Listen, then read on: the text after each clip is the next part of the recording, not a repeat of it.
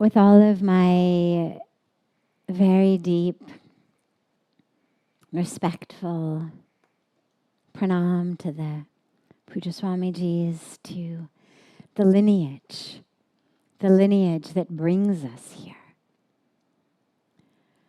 It's such a blessing, it's such an honor to be offering here, to be sharing. And we spoke last night, we spoke today in the workshop on different aspects of helping us. It's not about getting free. It's about remembering that we are free. The truth of who we are as soul, as consciousness, as divinity is never bound, is never stuck. It's that we forget. We don't realize. And so it's about remembering. And tonight, I wanted to talk about one of the areas that to me is an area that we all, or many of us, get really stuck. And the solutions to that. And that area is an area that we speak about as success. From the time we're very young, we are trained to be successful. Whether in academics, whether in sports, whether in how we look, whether socially, financially, whatever pathway we want to walk on. And in many cases, it's all of them. We should be rich. We should be beautiful. We should be popular. We should have the corner office of the, CEO's office or the president's office. And we've got what I call this definition of success. And the dilemma with that is there's nothing wrong with having money. There's nothing wrong with being the president or the CEO of a company. Nothing wrong with being beautiful and popular. By all means, no problem, have it. The problem arises when that is our definition of success and when it becomes that which we are working toward, running toward. Because it takes us deeper and deeper into what we speak of as Maya. Illusion, ignorance, agyan, avidya, the absence of, the opposite of. Truth, of wisdom, of awareness. One of my favorite stories is of a man who goes for holiday, a businessman, a very successful businessman. And he goes for holiday in this tropical village. Could be here in the Bahamas, but it's a fishing village, not a beautiful vegetarian ashram like this. It's a fishing village. And he's walking along the beach and he sits down under a tree to watch the ocean. And he sees a boat come in, and off the boat, a local villager gets off the boat, ties it, and comes and sits under the same tree. And the businessman says to the fisherman, "So what do you do?" Fisherman says, "I fish." And the businessman says, "Well, it's only 11 in the morning. Why are you sitting under a tree? Why aren't you out fishing?" And the fisherman says, "Well, because I'm done with my fishing for the day. I went out for a few hours, collected what we need. We'll cook it up for lunch. We'll trade some of that with the neighbors for things that they have, and then I'll take a nap and spend some time with my family in the afternoon." And the businessman says, No, you've got it all wrong. Instead of coming in at 11 o'clock, you need to fish all day long. And you need to get more and more and more fish. The fisherman says, "Well, what would I do with them all?" He says, "Well, you'd sell them. And in the money that you'd get from selling them, then you would buy more boats. And then you could hire people to fish for you. And when they would fish for you, then you would make even more money. And with the more money, you'd get more boats and you could hire more people. And the fisherman says, and then what? And the boatman says, and this is the best part then. Because then you would have to barely fish at all. Then you could just, go out for a little bit in the mornings and come back and have lunch with your family and nap in the afternoon and sit under the trees and watch the waves and spend time with your family. The fisherman naturally is quite confused because that's exactly what he's doing now. Exactly what he's doing now, but in what in Hindi we would say, pura chakkar laga ke wapas aa gaya. Gone in circles, just to end up back exactly where he is. The definition of success that most of us have is a definition that takes us, in so many cases, away from having time to meditate, having time to do yoga, having time to read scripture, to introspect, to be with family, to be in nature, to do seva. We're constantly running. Gotta get more, get more, get more, and then, because of course then the result of the success is then I get to finally stop working, retire, hire people to do it for me so that I can meditate, take a walk on the beach, do some seva, be in nature, chant kirtan, read inspirational books. And so I want to talk tonight about how we break free from this definition. And again, as last night, I'll talk for some time and then remember to end early enough to take some questions before we conclude. When I had been in India, raise your hand if you were not here last night. Oh, lovely. Only a couple of you, and you already know my story. So, as I had mentioned last night, just for those who weren't here, very quickly, I come originally from the US, from Los Angeles, quite literally from Hollywood, hence the Hollywood to the Himalayas title. And I've lived now in Rishikesh, India for almost 30 years. Engaged in Seva, Karma Yoga, Sadhana. After I had been in India for about a year and a half or so, I was back in LA visiting, and I already had realized from the beginning how there was a secret there. There was a secret in India that brought joy into the lives of people who lived so far below the Western standards of poverty. I remember when I was in Rishikesh in the beginning, looking around, the kids, the sweepers, the people, almost all of them living so far below what we would deem poverty. And yet, they were happy. They may not have had shoes. They may have been living 7, 8, 10 people in a room. But they were happy. And not only were they happy, they were abundant. Abundant, there's it's a buzzword these days, manifesting abundance. The best way I know to manifest abundance is to change how you think. To realize that our cup runneth over. It's not about what I get. It's about how I feel about what I have. And this was taught to me by the people in Rishikesh.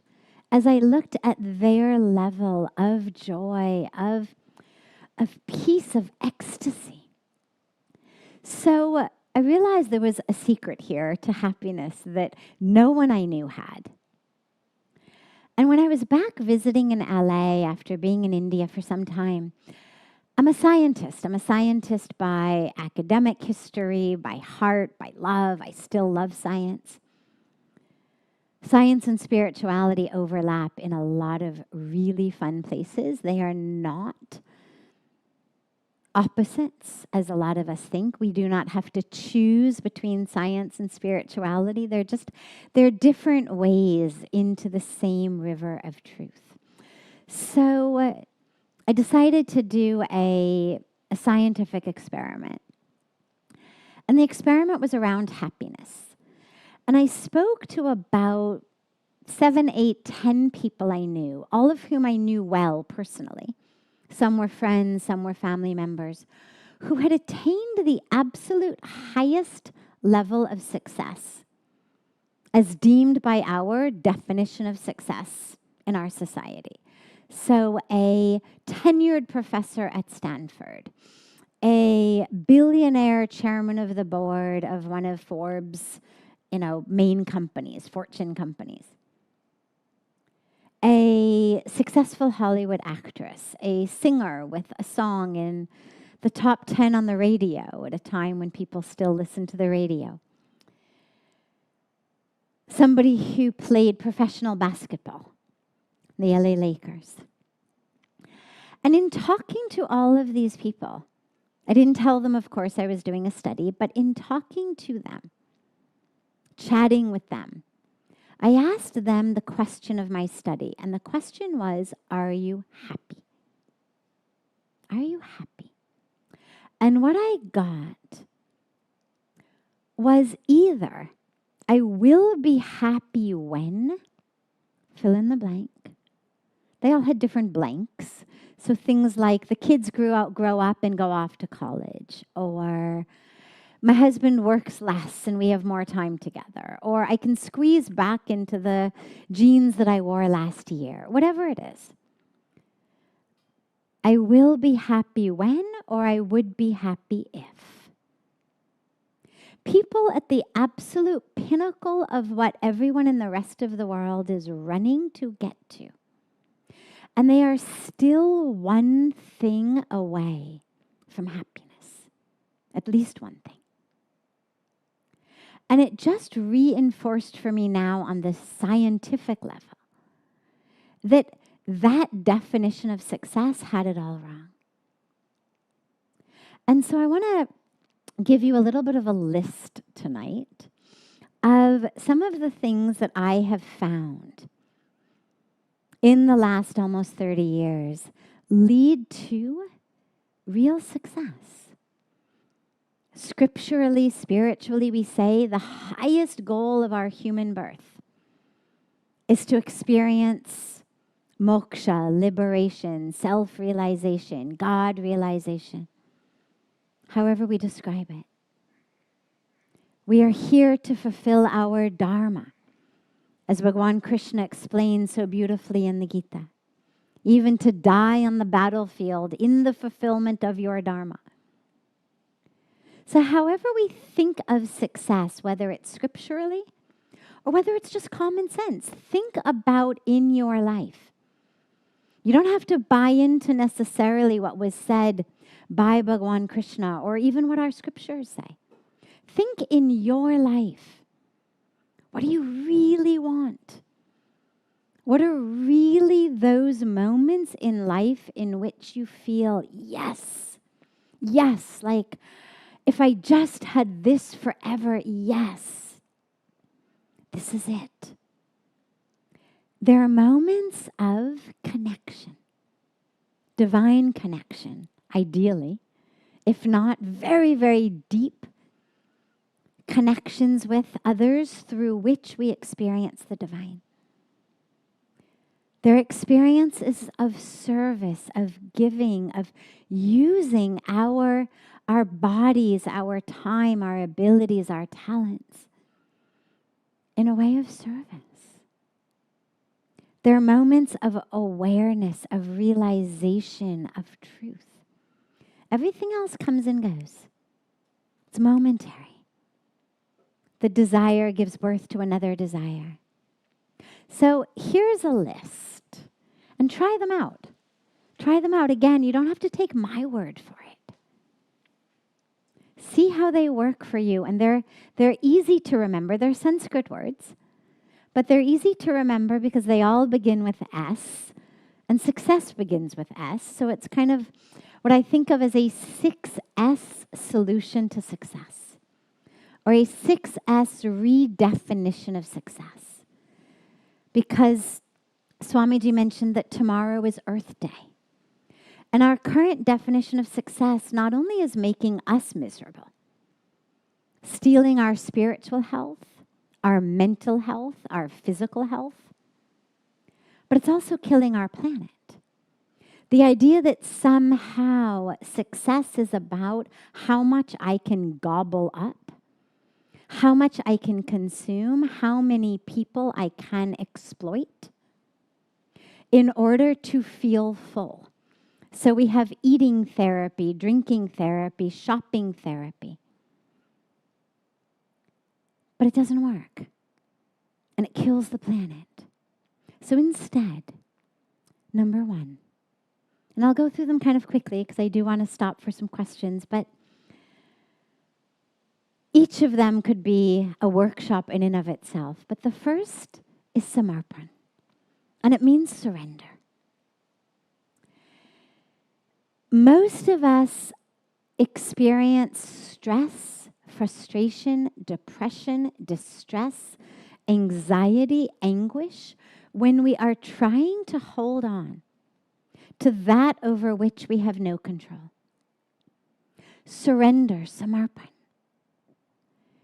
is the awareness that I actually have no control over anything other than my own interpretation, reaction, response, choices. I have no control over anything that happens in the rest of the world.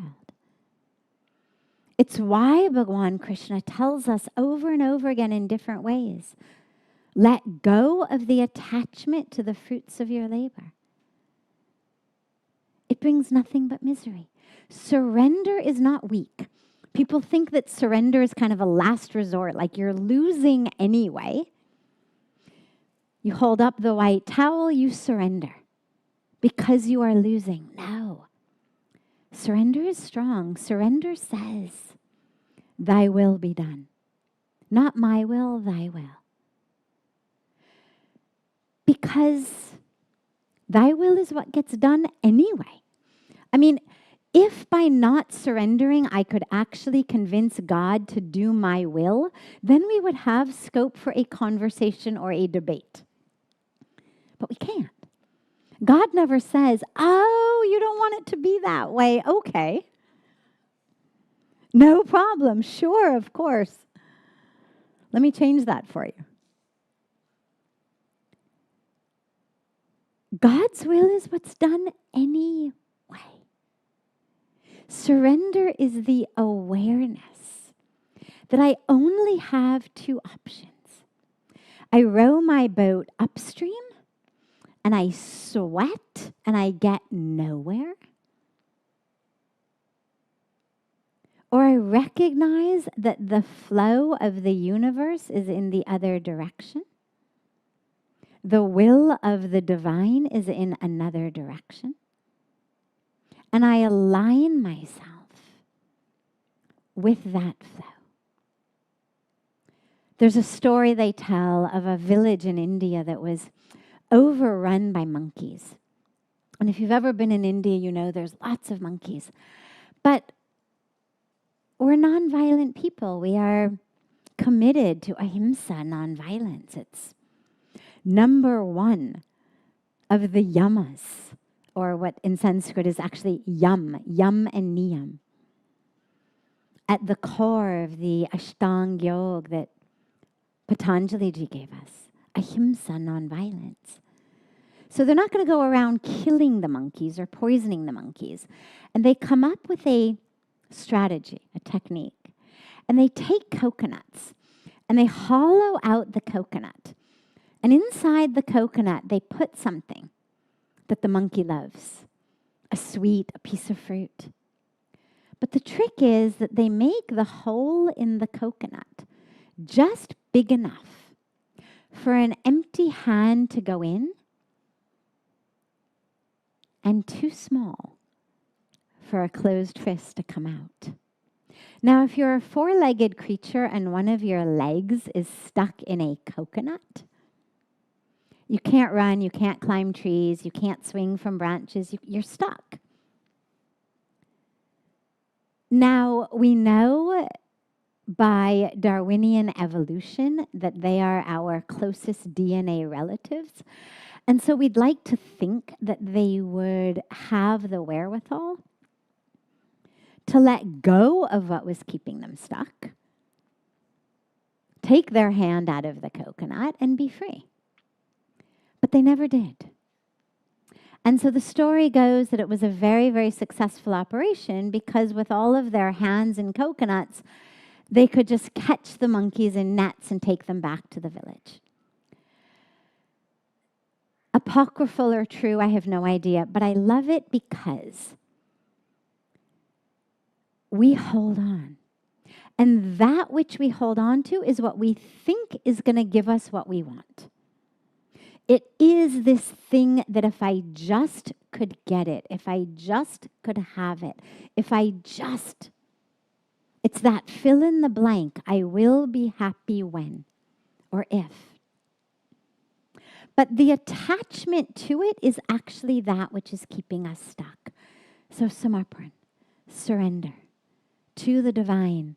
We pull our hand out of the coconut.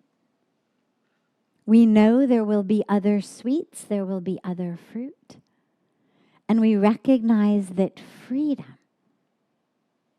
is of infinitely more value than whatever it is we are stuck with. Number 2, Shravan, listening. But deep listening, deep listening. The listening that we do in meditation, in prayer, in silence. Because it is that listening that shows us our path. It's the listening that gives us the signal, the sign to our Dharma. Like the caterpillar that gets it and it knows when to climb the tree and weave a cocoon and when to come out and be a butterfly.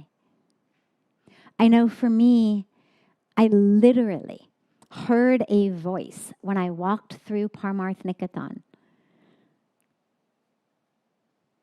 28 and a half years ago, a little more, that quite literally said, you must stay here. I was a scientist, not a mystic. I didn't hear voices. Nobody I knew heard voices, other than those we treated in the clinic or read about. But I listened. Shravan. We listen to the wisdom of the universe. But sadhana, the next one, is critically important because otherwise the voice of our ego, the voice of fear, the voice of indoctrination, the voice of other people's definition of success gets so loud that it starts to play like our own inner voice. And if we don't have sadhana, we cannot tease apart what is the voice of my mother, of my father, of their agenda, of the influencer I follow on social media, versus what is actually my inner voice. And then Shraddha, faith.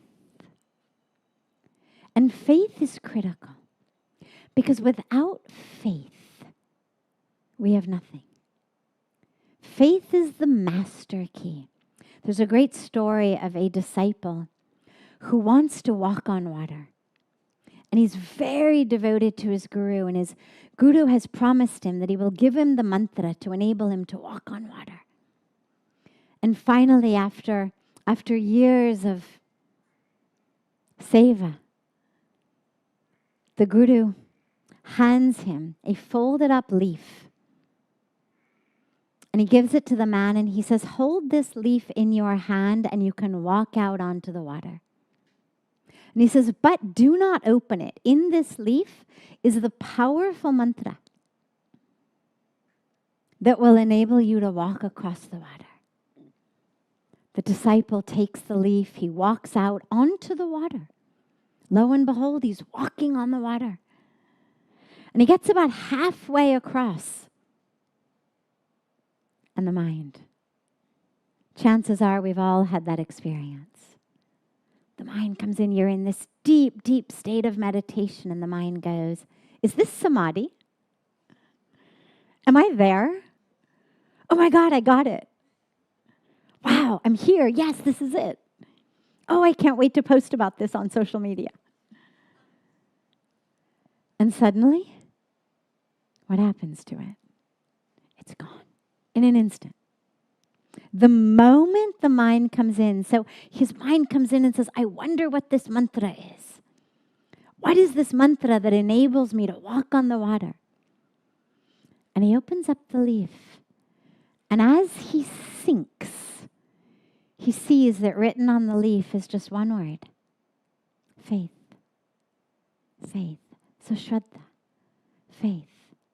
We lose our faith because we think that the universe is a vending machine. A lot of people come and they say, I used to have faith in God, but then my loved one got sick and died. I lost my job. My house burned down. This happened, that happened, as though somehow God had promised us somewhere, come to me, and I promise you, you'll never get fired. Your loved one will never leave you. No one you love will ever get sick and die.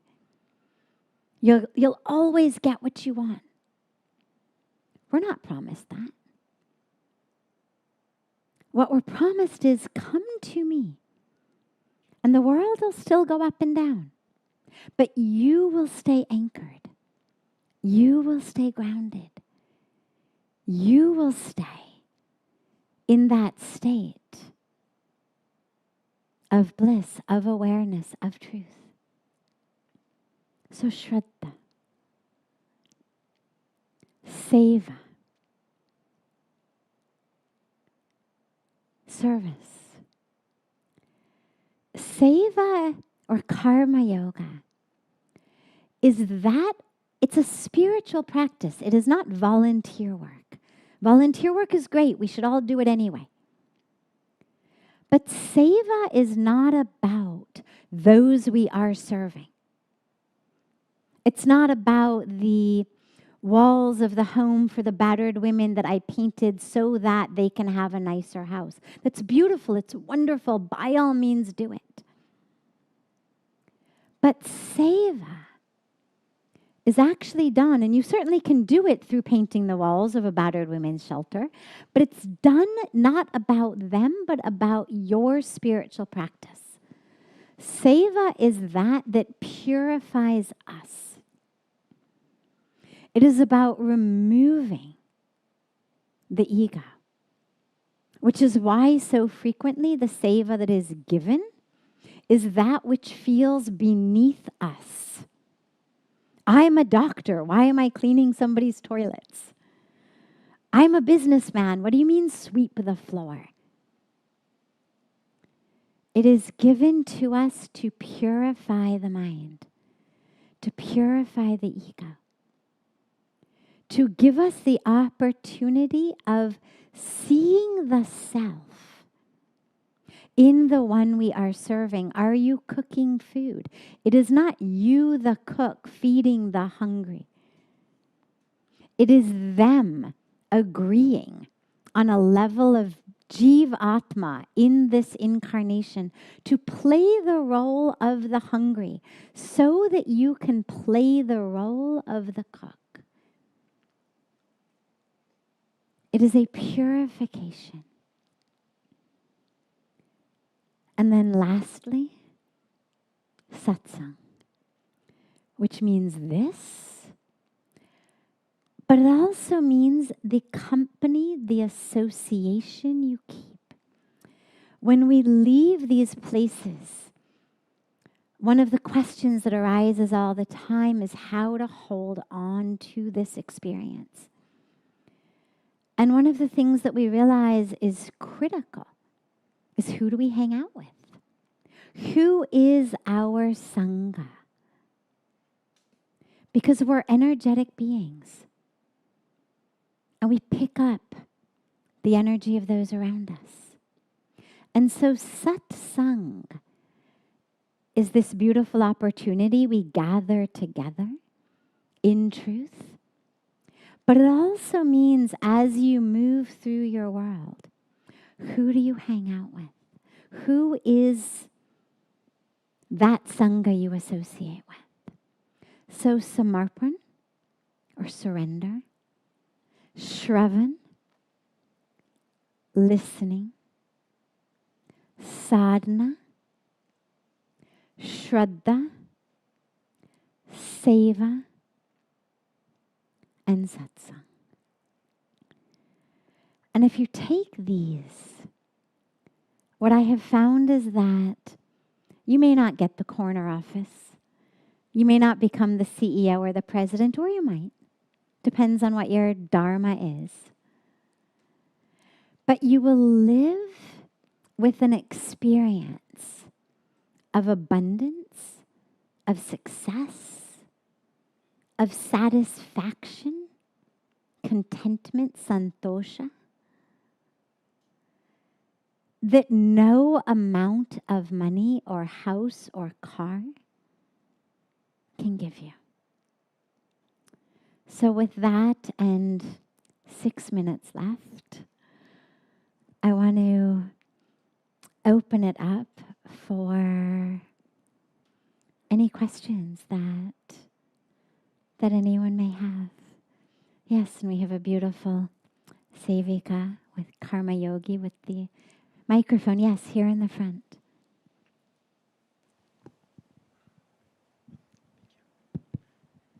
Namaste. Namaste. So I asked you this question yesterday already, but you had no time and you said to ask today. So yesterday at Satsang you mentioned that you went through some trauma and addictions.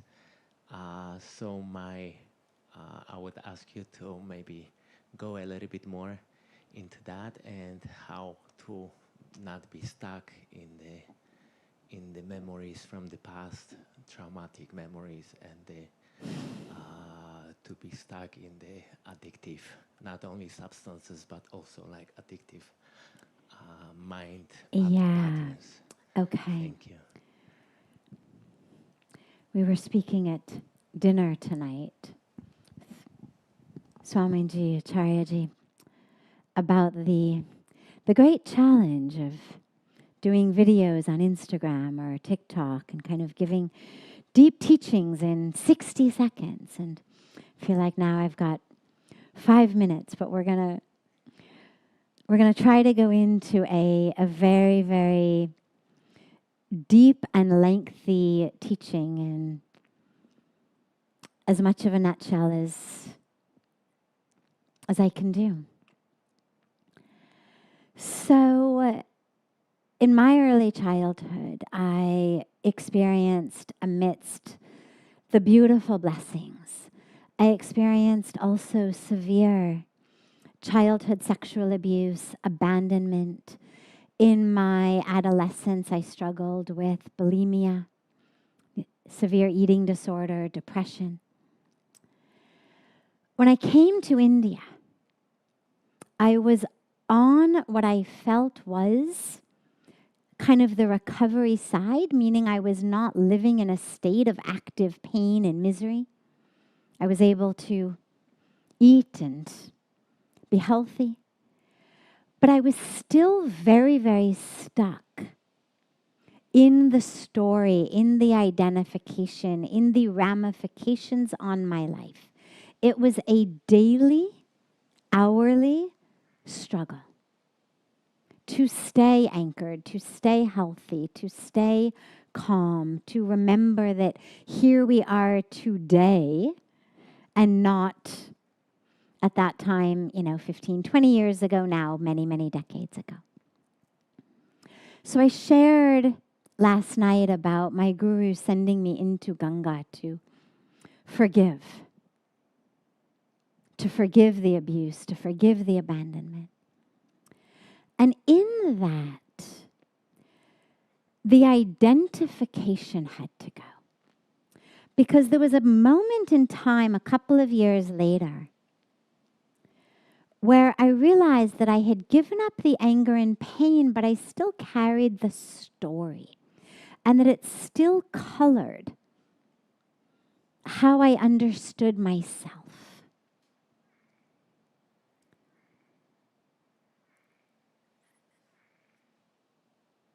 Our spiritual practice is the answer. What our spiritual practice does, number one, is it makes you realize that you are not the one to whom that was done. At the age of 25, there was not a cell on my body that I could hold out in front of my guru and say, this was abused. This was abandoned. This was betrayed. This was harmed. Every single cell of my body had regenerated. Within 7-8 years, every cell of your body down to your internal organs has regenerated. So if you're holding on to something that happened more than 7 or 8 years ago, I ask you, to whom did it happen? May that being rise, because there is not a cell in your being today to which that happened.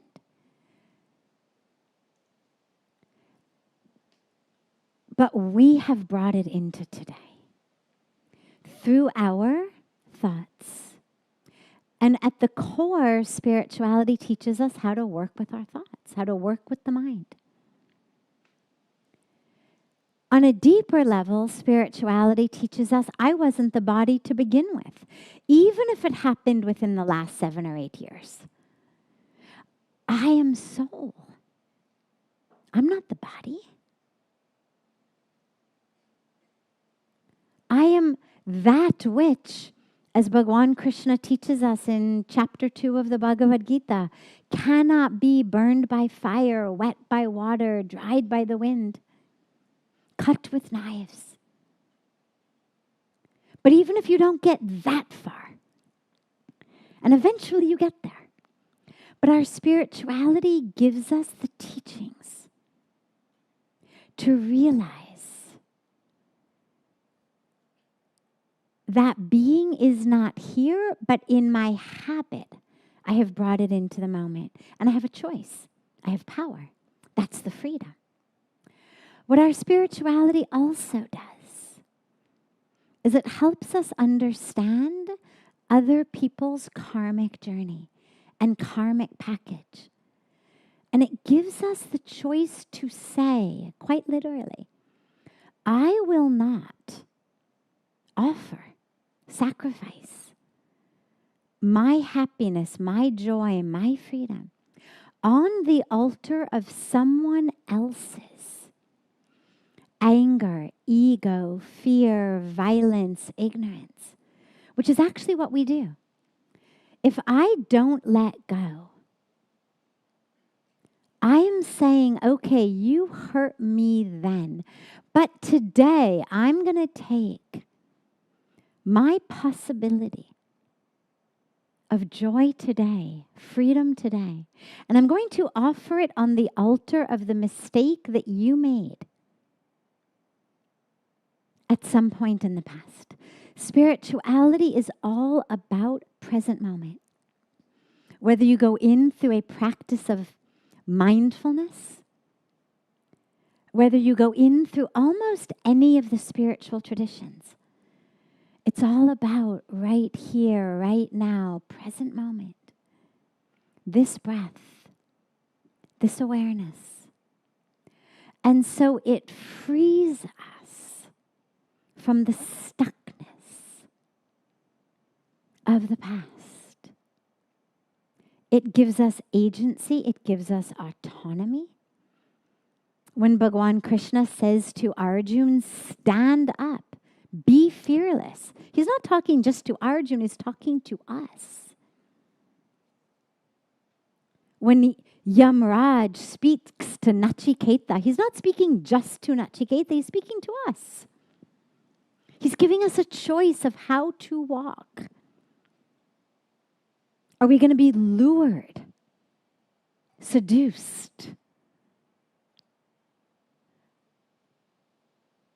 by a path that feels good in the moment, whether because it's actively pleasurable or because it's just giving in to the story in my mind? Or am I going to choose a path that actually leads to awakening?